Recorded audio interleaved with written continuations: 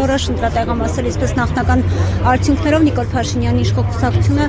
կարծես թե առաջատար է, ինչ տպավորություններ ունեք, ինչ տրամադրվածություն ունեք այս պայմաններում։ Շատ ուրախ ենք,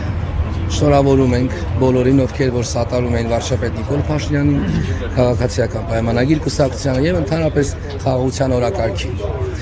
Ուրախ ենք, որ այո առաջատար ենք, գնում ենք դեպի հաղթանակ, ժողովրդի կամքը, միասնությունը, Աստծո կամքով հաղթանակը կարծես թե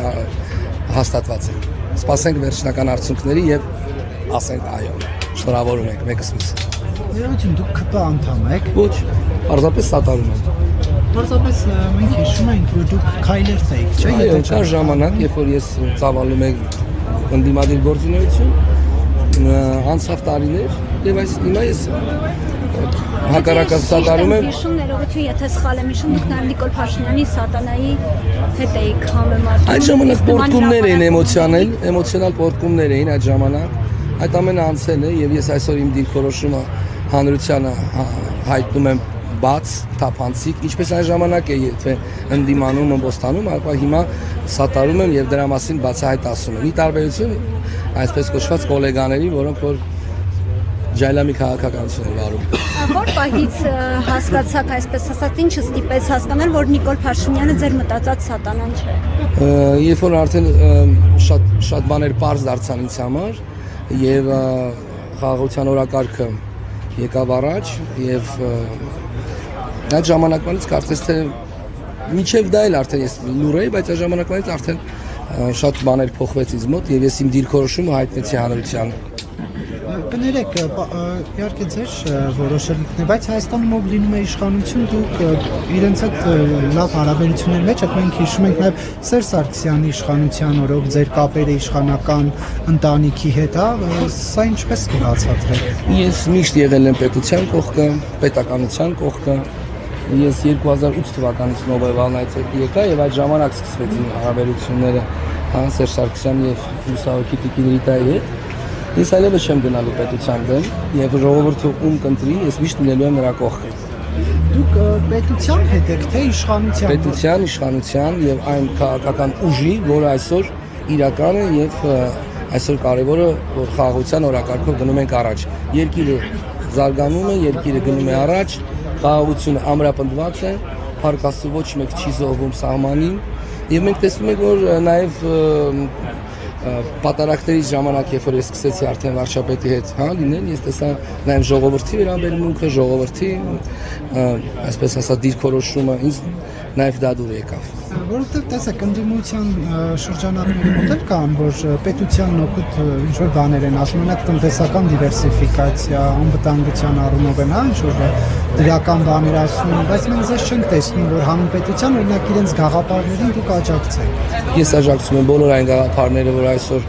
քաղաքացիական պայմանագիրը ներկայացնում է հանրությանը, այն ծրագրերին սատարում եմ եւ փառք Աստծուն գնանք առաջ դեպի հաղթանակ։ Ի վերջո դուք ձեր կուսակցություն հաշվետվությունը ներկայացրեցիք։ Այո, մենք ներկայացրել ենք ամեն ինչ օքեյ է, նաեւ ես ներկայանում եմ որպես ազգային կուսակցության նախագահ։ Մենք նույնպես կուսակցության անդամներով սատարում ենք քաղաքացիական պայմանագիր կուսակցությանը եւ այդպես շարունակելու ենք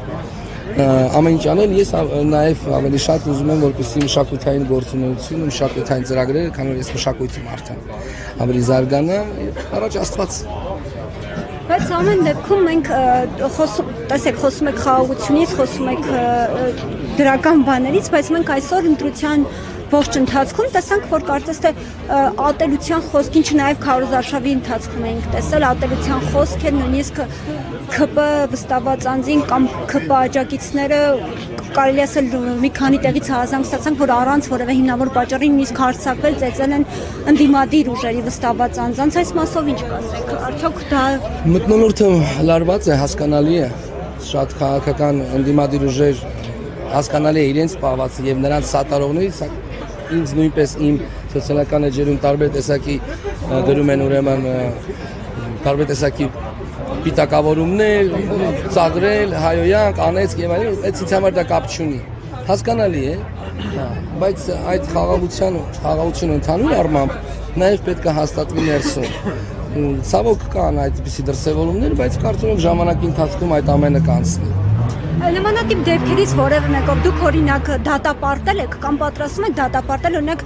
ԿՊ անդամներին, այն մարդկանց, ովքեր այն կուսակցության անդամներն են, որին դուք աջակցում եք։ Օրինակ, չգիտեմ, դուք հրապարակել եք թե չէ, երբ որ ես նոյեմբերի 9-ին գնացի Թալինում վարչապետի հետ, այսպես ասած, սատարելու եւ բարիշելու, հանդիպելու, դրանից հետո գնացինք Խաչի գյուղ։ Այդ օրից հետո որոշակի մարդիկ շոու բիզնեսի հրապարակումներ արեցին, վիրավորելով, թե ինչու եմ ես գնացել ձեռքի սեղմում երկրի ղեկավարի։ Դատապարտում եմ յուրաքանչյուր դրսևորում չարության, ագրեսիվության, որը ցավոք կա մեր հասարակության մեջ։ Եվ ես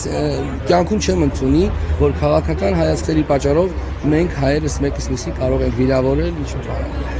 Դուք ուրիշ քաղաքական հայացք ունեք, ես ուրիշ, ինչ կապ ունի։ Դուք Նիկոլ Փաշինյանի խոսույթը դատապարտում եք, օրինակ երբ որ ասում եք ներեք մեջ պետքա բերեմ կզացնել, չոքացնել եւ այլն, դուք որպես արվեստագետ, դա հարիվ համարում եք վարչապետին։ Դա նախընտրական ինչ-որ պրոցեսներից ելնելով խոսքեր են վարչապետի կողմից, բայց ես այն անգամ էլ ասացի, որ վարչապետը երբեք ըստիս չի նման ձևով արտահայտում, եթե չի տեսնում այն տեղի կողմից ոչ հարիր պահված, ոչ ճիշտ խոսքեր, ես կարծում եմ, որ իրանք պետքա չսկսեն, հա, դա պատասխանն է։ Բայց մենք տեսանք, որ նման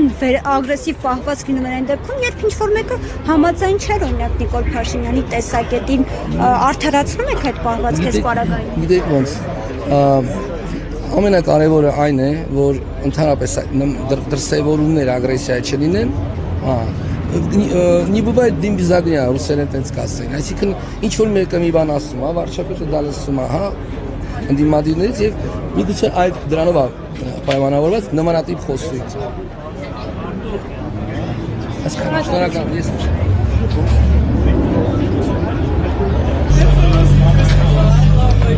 Սիրուն եմ երևում։